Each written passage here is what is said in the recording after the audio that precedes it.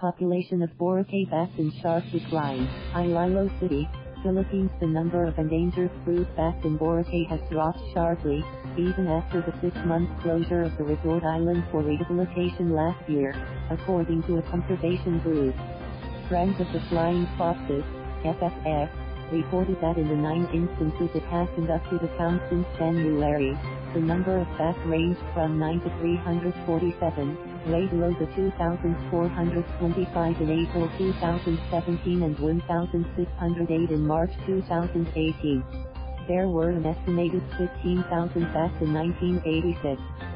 We in FFF are now more concerned than ever, as we have seen a significant drop in the number of bass, and we fear that this is a result of the bulldozing of the main route side in 2017, the group posted on its Facebook page. Historically, the recorded count is at its highest during summer, but it is very low this year, the group said. Conservationists have identified 3 bass species in Boracay, including the golden crown, flying fox, Atherodon jubatus, which is endemic to the Philippines and categorized as among the endangered species worldwide on the International Union for Conservation of Nature Red List. The forest near Cuca Beach in Boracay's Boracay is home or roosting site for the flying fox, so called because it looks like a winged fox.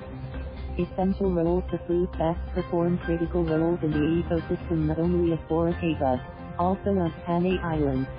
They pollinate many plants and fruit-bearing trees and keep the insect population under control, according to conservationists. Their flight from the island to the Atlan mainland during sunset has also become a tourist attraction.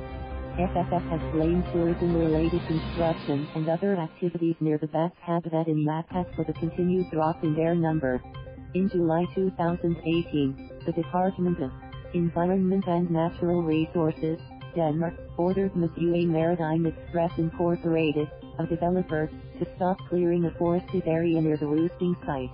It fined the company for cutting down about 70 trees within a 500-meter stretch of the forest without a permit. The developer had applied for a permit with the Denmark to cut the trees for a road connecting the property to the beach, but it bulldozed the area even while its application was pending approval. No ECC. The clearing of the forest was made without an Environmental Compliance Certificate, ECC, from the Denmark. An ECC certifies that a project or activity will not pose environmental hazards or damage, and that its proponents are capable of implementing measures to protect the environment.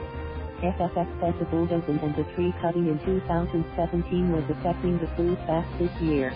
At that time, June 2017, the bass had already moved to the habitat roost site from the area that was bulldozed, and so there was no effect on the count in 2017.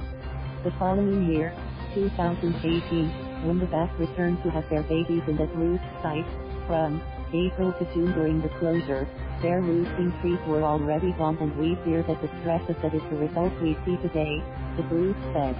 FFF and other conservationists have called on the national government to declare parts of Boracay, especially the bass roosting site, as a wildlife sanctuary and protected area. They said the bass need a buffer zone of 200 meters around their roosting site so that human activity, especially loud noises, will not disrupt their sleeping and mating patterns. Restrictions. Environment Secretary Roy Simad earlier said certain areas in the country's prime tourist destinations, including the roosting and feeding areas of the bass, would be established as critical habitat to restrict tourism and construction.